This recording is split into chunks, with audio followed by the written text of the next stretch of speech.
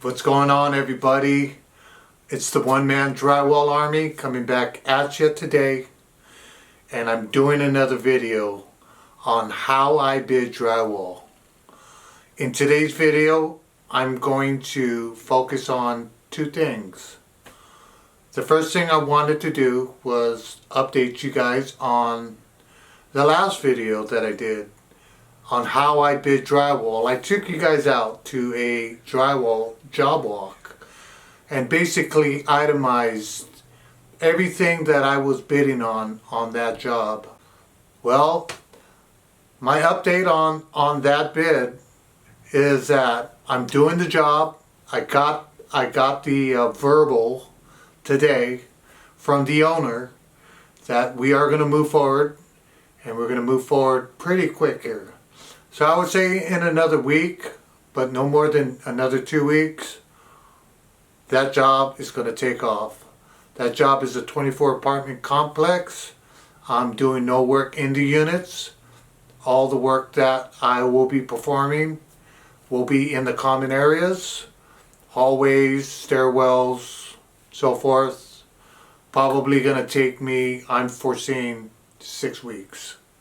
So without a doubt, that one was a good one. Now, reason number 2. The reason for this video is because you just can't cram all the pertinent information about how to bid drywall in just 1-2 short videos. I can literally do 20 videos and still not cover everything that would be beneficial to the bidding process. But one thing that I think is just as important as to getting your numbers right is taking on the mentality of a salesperson. It's taken me some time to realize that not only am I a tradesman, not only am I an estimator, but I also need to be a salesperson. So now that you submitted your numbers, you've got your numbers strucken up, you've got it written down, and the client has seen it. And the client comes back to you and says, I think your number is a little high. When I hear those words, to me, I spring right into the salesperson mentality. So what does that mean, to spring into that mentality? Well, I'll tell you what it doesn't mean. I remember back in the days when somebody would tell me my price is too high, I would always be bummed out, put my head down, drop my head down, and just figure that I am not going to get to do the job unless I lowered my number. And so what I found out over the years of just submitting bids and doing job walks and estimating jobs, this is what I found out. I found out that you don't need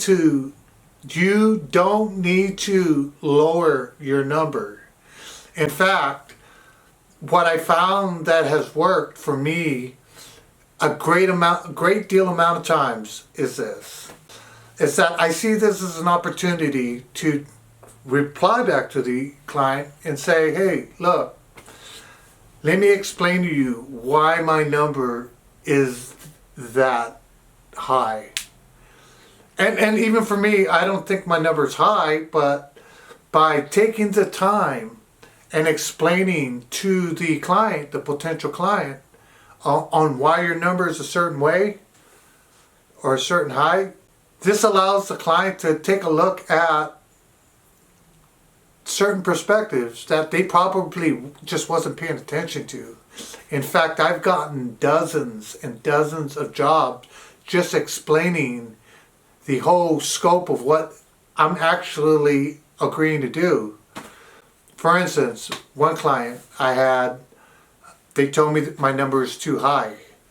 And I replied back, well, let me please explain to you why my number is the way it is. And then I had to say, hey, look, you got 10-foot ceilings. This drywall work is not cut and dry. It's not wide open. You got a lot of cuts. You got a lot of cutouts. You got a lot of corner bead. We're going to have to mask the place every day and take it down every day because somebody's living there. And so what I found was that the clients were responding in a way. It's not always going to work out for you just because you take the time to explain it. But guess what? By explaining it, the client now gets to see it from a perspective that they didn't see it from before. And like I said, I've had dozens and dozens of times that the client says, you know what? I didn't realize there was that much work involved. I thought it was a lot simpler than that. So that's why I have made this video, because I can't even stress to you enough how important it is to take on the mentality of a salesperson. Now, I know guys that are super good, and I've heard from guys that were super good in the trades. They tell me, you know, I got my numbers right, blah, blah, blah. And I keep running into clients that telling me that my number's too high. And so I suggest to them that maybe you should try taking on the salesperson mentality just by explaining to them exactly why your number is the way it is. This one particular person went out of business because he just could not grasp the idea that he was just any more than a tradesman.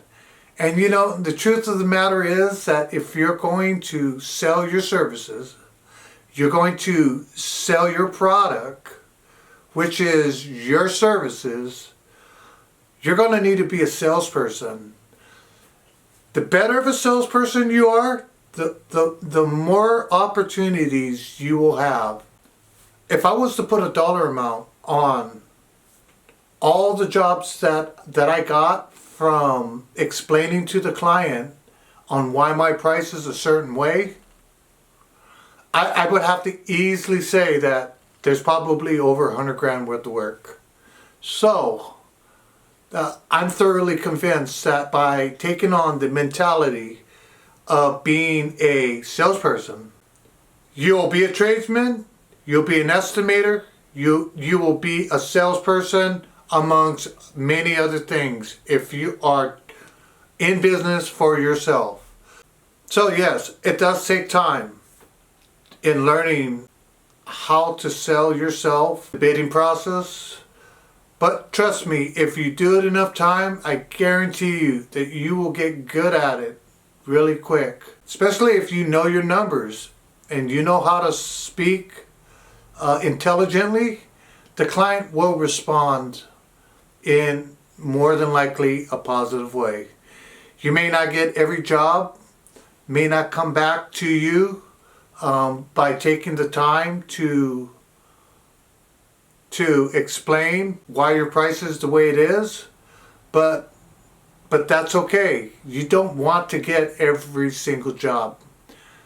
If you get every single job from every bid that you're bidding, your price is probably too low. Okay, everybody, today's video was just a little bit more information about how I bid drywall, some of the strategies that I use. I promise that I will be coming out with more videos about the bidding process, because there really is a lot more to bidding drywall than the numbers. There's marketing, there's being a salesperson. There's so many things that can be touched on. And every single one of those things, regardless of what they are, this is how I feel about them. I feel like I can be better at it. I can sharpen up my skills and use that, get more business, and in turn, make more money. And so with that being said, you guys got to know that I appreciate you all. I love you guys all. Thank you guys all for watching my videos.